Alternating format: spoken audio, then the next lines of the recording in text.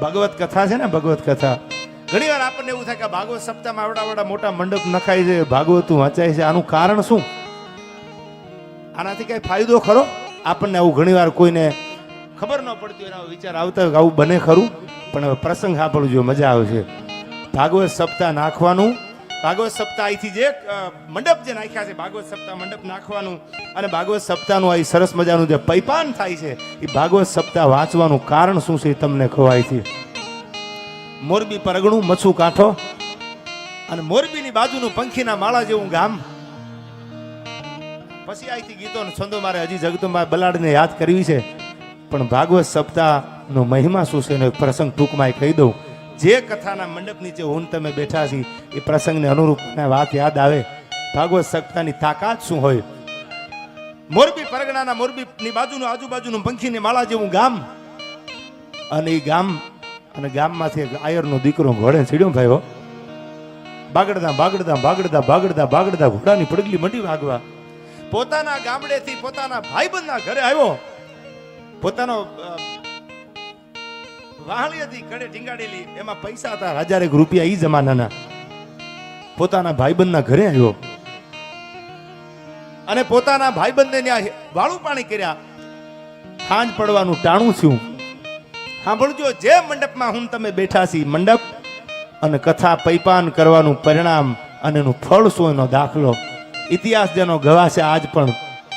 એ ઘોડે ચડેલો આયરનો દીકરો પોતાના ભાઈબંધને ત્યાં મહેમાનગતિ કરી. હાજ પડી ગયેલી, રૂજુ કુંજુ વેલા થઈ ગયેલી. ભગવાન ભાણખુરદ દાદો રંદાદેના ઓડે દૂધના કટોરા પીવા જવાની તૈયારી કરે. પાખું પરવારી પંખીડા અગણિત કરતા અવાજ, ત્યાં તો માળે હલે મલકતા ઓલા મેર બેઠા મહારાજ. અરે ભમક જાલર ભાંગની પ્રેમાલ કાને જ્યાં પડી ઉર ને હૈયા આનું સંગી. થનક તનક તનથની મળવા પતિને બની ઠની મહારાજ બેઠા મેર હેઠા. અને આમ સંધિયા નાવતી સંધિયાનું ટાણું થયેલું. સંધિયાના ટાણે પોતાના ભાઈબંધને ત્યાં મહેમાન ગતિ કરી, વાળું પાણી કર્યા, અને કીધું ભાઈ હું નીકળી જાવ હવે. ત્યારે પોતાનો ભાઈબંધ એમ કહે છે, હામદભાઈ અંધારું થઈ ગયું છે, રૂંજુ કુંજુ વેળા થઈ ગઈ છે, હવે ધીરી ધીરી ધીરી રાત જામવા માંડે, પણ રેવા દે ને, જવા દે ને, માંડીવાળને રોકાઈ જા આજની રાત. આજની રાત રોકાઈ જા, અને સવાર પડે અહીંથી તારી ઘોડી તૈયાર કરજે. કે ના ભાઈબંધ, મારે રોકાવા એવું છે ને, મારે જવું પડે. પણ ન માન્યો. હામટ લોખીલ નામનો આયરનો દીકરો પોતાના ભાઈબંધને કહે છે કે મને જવા દે, મારાથી રોકાવા એવું છે નહીં. ભાગવત સપ્તાહનું મહત્વ શું છે એની વાત આપને કરું. ત્યારે પોતાના ભાઈબંધે કીધું કે હામદભાઈ જવું હોય તો વાંધો નહીં, તું ટાણે નીકળી જા ટાણે, પણ સાંભળી લે, તું તારા ગામ જા ઘોડી લઈને. વચ્ચે ચાવડાસરનો ઉજળ ટીંબો આવે છે. ચાવડાહરનો ઉજળ ટીંબો આવે છે, જ્યાં બાવળા ઉભા છે, જ્યાં કોઈની તાકાત નથી પગ મૂકી શકે. બબે ગામ સુધી, હિમાડા સુધી ચકલું ન ફરકે આવો ઉજળ ટીંબો પડ્યો છે. એ ચાવડાહરના પાદરમાંથી તારી ઘોડીને તારવી લેજે. એ ચાવડાહરના પાદરમાંથી તારા ઘોડાને હાંકતો નહીં. કે પણ કારણ તો કયો? કે કારણ એક છે કે મને ખબર નથી, પણ વર્ષો પહેલા આખું ગામ તરવારના ઝાટકે કામ આવી ગયું છે, અને આજ પણ એ ગામમાં ભૂતાવળ જાગે છે. આજ પણ પર ચોકડીએ જાવ એટલે ભૂત થાય, અને કોઈની ત્રેવડ નથી કે પાદરમાં પગ મેલી શકે.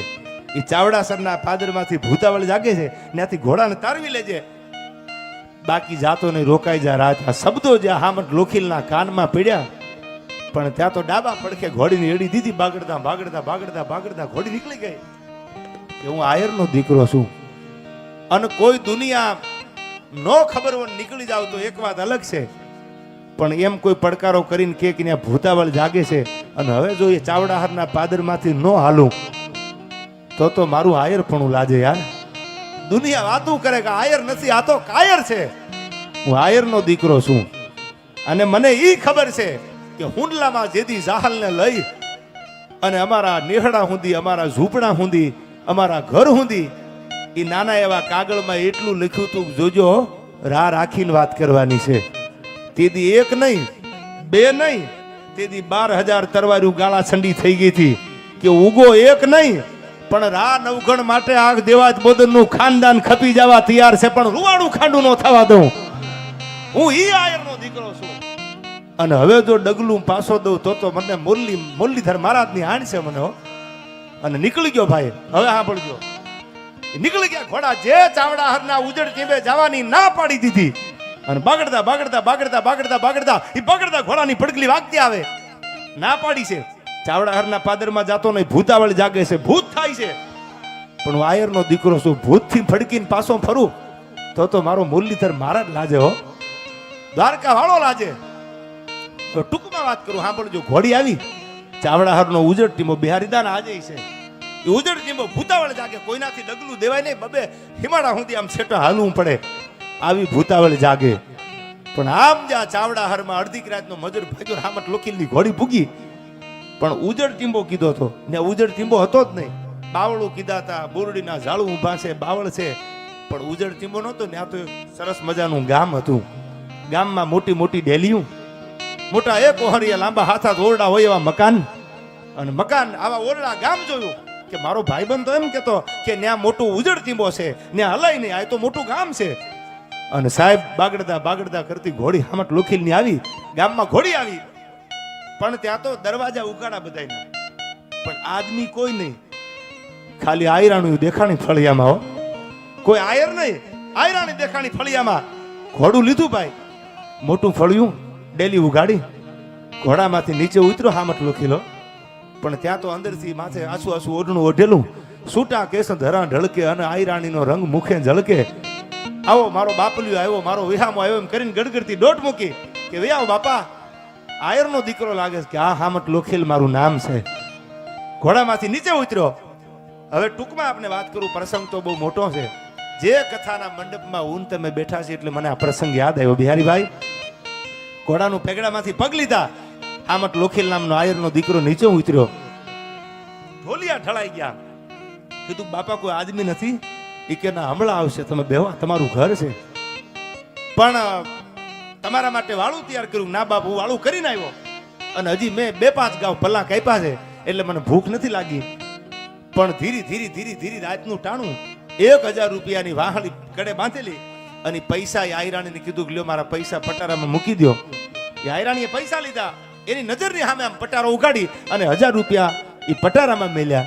અને આ બાજુ ઢોલિયામાં લાંબી કડ કરી, લાંબો ડીલ કર્યું. થાકેલો હામટ લોખીલ એને લાંબી કડ કરી અને હામટ લોખીલની આંખ બંધ થઈ ગઈ. નીંદર ક્યારે આવી ગઈ હામટ લોખીલને ખબર ન રહી.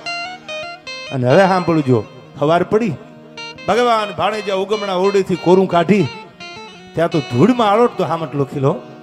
બાવળના ઠૂઠા અરે ઘોડી બાંધેલી, ધૂળમાં આળોટતો. ઈ ઢોલિયા, ઈ ગામ, ઈ ડેલીયું, ઈ આયરાણી કોઈ ન મળે. મારો ભાઈબંધ કેતો સાચું હતું હો, કે ચાવડાહરના પાદરમાં હાલતો ને ભૂત જાગે છે, ભૂતાવળ જાગે છે. પણ હું પાછો પડું તો મારો આત્મો ના પડે. અને હવે ધૂળમાં આળોટતો હામટ લોખીલ આવી કે ધૂળમાં આળોટતો, બાવળના ઠૂઠારું ઘોડું બાંધેલું અને છો ઉપડો લુગડા ખંખેરી નાખ્યા કે વાત સાચી છે, આ ભૂતાવળ જાગે છે આ પાદરમાં. ક્યાંય ગામ નથી, ક્યાંય ડેલીયું નથી, ક્યાંય મોટા લાંબા ઓરડાના મકાન નથી. પણ કાંઈ વાંધો નહીં, હજી એક દી પારખું લેવા પાછો ન આવું તો આયર નો કહેવાવો. અને નીકળ્યો ભાઈ નાથી. દિવાળીના હારા દિવસો આપ પણ જાણો છો, ટાણા કટાણે પર ચોકડીએ ક્યાંક એવી મેલી જમીનમાં આપણે જોતા હોય.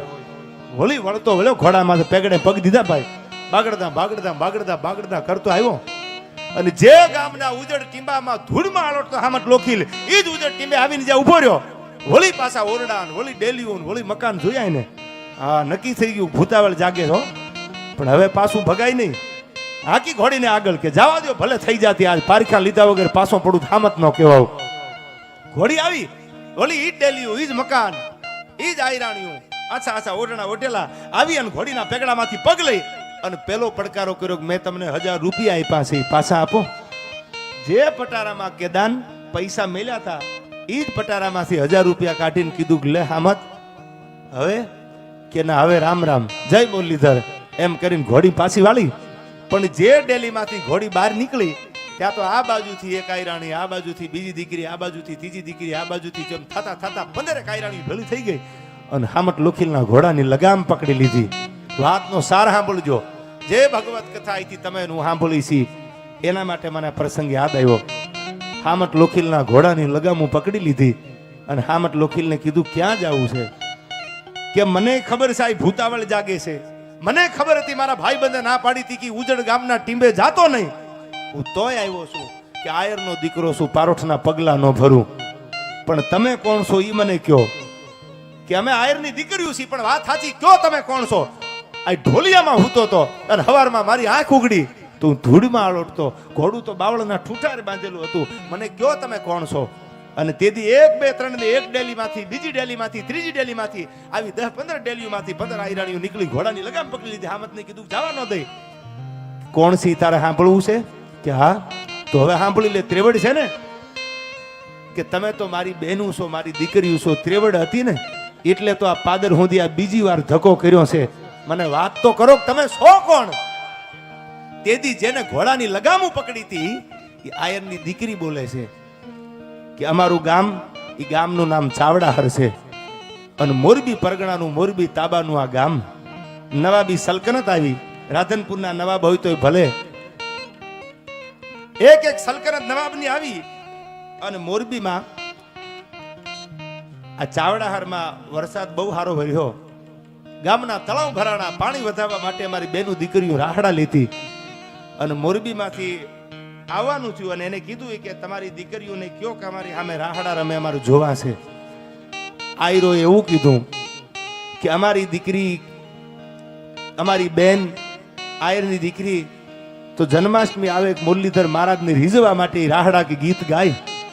તમે અમારા ગામના પાદરમાં આવો અને તમારી સામે રાહડા લે, એ મુજરા કરવા વાળા અમે નથી હો. અમે ઈ નથી તમારી સામે મુજરા કરી. અને તેથી ફરમાન છૂટ્યું કે કાં ચાવડાહર મૂકી દો અને કાં તરવારના ઝાટકે માથા ઉતારી લેશ. કે તું તરવારના ઝાટકે માથા ઉતારવા આવ્યો અને અમે જો પાણીનો કળશો ભરીને હામા નો આલી તો આયરાણીનું થાવણ લાગ્યું હોય, ભી આવો હવે આવું તેથી. તેથી પોતાના સમાન માટે થઈ અને ચાવડાહરના પાદરમાં મોટું ધીંગાણું થયું. પણ ઈ ધીંગાણું થયું પેલા આયરોએ તરવારના ઝાટકે આયરાણીને મારી નાખ્યા. શું કામ? કે અમારા ગયા પછી કોઈ કાફર કફરી મીટ માંડે અમારી બેન દીકરી માટે, ઈ પેલા તરવારના ઝાટકે અમને મારી નાખ્યા. અમારા જીવ હજી ગતે નથી ગયા, અમારા જીવ હજી ભટકે છે આયા, અમારો જીવ ગતે ગયો નથી. અને જે ભટકતી આત્મા હોય, ભટકતો જીવ હોય, એને મોક્ષ કોણ આપે? આ હજારો, એક નહીં બે નહીં પણ ઘણા ઘણા વરહોના વાણા વિયા ગયા. આ ઉજળ ટીંબે ભૂતાવાળી જાગે છે. અમે, અમારા આત્મા હજી ભટકે છે, અમને મોક્ષ નથી મળ્યો. હામટ લોખીલ, કોઈની ત્રેવડ નથી કે ઘોડું હાકી શકે, કોઈ નીકળી શકે, પણ તું મરદનો દીકરો આઈ હુંદી આવ્યો એટલે અમે તને એટલું કહીશી કે હવે અમારી ભટકતી આત્માને તું મોક્ષ આપી દે. અમારે બીજું તારી આગળ કાંઈ નથી જોતું. હામત તું અમને મોક્ષ આપી દે. અને તેથી હામટ લોખીલે કીધું પણ મારી આગળ એટલી સગવડતા નથી કે હું આવડી મોટી કથા કરું અને તમને મોક્ષ દેવારું.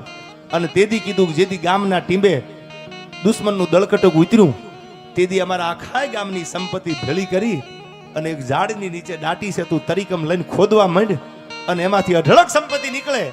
પણ તું અમને અહીંથી મોક્ષ દેવાય. અમારા આત્મા હજી ભટકે છે, તું અમને અહીંથી હામત મોક્ષ દેવાય. આવું એક એકના મોઢામાંથી નીકળવા મંડાણું. અને તેથી બીજા દી હવાર પડ્યો, પછી તો ભૂતાવળ બધી હમાઈ ગઈ. બીજા દી હવાર પડ્યો, એ જે ઝાડવું કીધું ત્યાં ખોદવામાં આવ્યું, સંપત્તિ નીકળી. અને હામટ લોખીલ નામનો એ મરદ માણા જે ઉજળ ટીંબો હતો, વર્ષોથી કોઈનાથી ત્યાં પગ નો દેવાય, કોઈનાથી જવાય નહીં, ભૂતાવળ જાગે, ભૂત થાય એવા ટીંબે હામટ લોખીલે જબરજસ્ત બિહારીભાઈ ઈ જમાનામાં ઈ વખતે પોતાના ઘરના પૈસા લઈ અને જે આયરની દીકરીઓને મોક્ષ નહોતો મળ્યો અને ભૂતાવળ જાગતી હતી એને મોક્ષ દેવાડવા માટે થઈ અને શ્રીમદ ભગવત સપ્તાહનું આયોજન કર્યું. અને ઈ પરીક્ષિત રાજા અને ભગવાન સુખદેવજી મહારાજ, આપ કથા જાણો છો, એ 7 દીની ભાગવત સપ્તાહ બિહારવામાં આવી ઉજળ ટીંબે. આજ પણ કોક જાવ તો મોરબીની બાજુમાં ચાવડાહર જાજો, એ કથા મોટી જબરજસ્ત 7 દીની ભાગવત સપ્તાહ બિહારવામાં આવી. કથાનું પૈપાન થયું, એ પાદરમાં આંગણે કથા થઈ અને ઈ કથાની વર્ષો વીયા ગયા. આજ પણ તમે આજુબાજુમાં જેટલા ગામડા છે એમાં કોક દી જાવ તો કોઈને પૂછી લેજો. વર્ષો પહેલા કોઈ એમ કતું કે ત્યાં હિમાડે હલાય નહીં, ત્યાં કોઈથી જવાય નહીં. એ જ્યારથી કથા થઈ, શ્રીમદ ભગવત સપ્તાહ થઈ, ત્યાર પછી એક પણ ભૂતાવળ જાગી નથી. કોઈના હૈયામાં ડર નથી, કોઈના હૈયામાં થડકારો નથી. કારણ કે બધાય આત્માને મોક્ષ મળી ગયા હતા. આ શ્રીમદ ભગવત સપ્તાહનો ઈ મંડપ છે કેતન કડકો હાડરો તીર ગંગા તટ જાય તો માનવીયા કુળની માય પછી ભૂતનો હરજે ભાગીરથી અરે ઉપરથી ઉતરિયા પંખી પાવન થયા અને માય મંજલ કિયા ને ભૂતનો હરજે ભાગીરથી એ ગંગાજીની અંદર જો મારા ને તમારા કણ વયો જાય મારા ને તમારું એક હાડકું વયું જાય અને ઈ જો કોઈ દી માનવીયા કુળની માય ભૂતનો હરજે ભાગીરથી આ ઈ ભગવત સપ્તાહનો મહિમા છે કે હાચા દિલથી હાચા મનથી જો તમે આ શ્રવણ કર્યું હોય તો તમારી પેઢીઓમાં કોઈ દી ભૂતાવળ ન જાગે ઈ વડવાને એ આપણા જે કાંઈ વડવા છે એ બધાને મોક્ષ મળી જાય.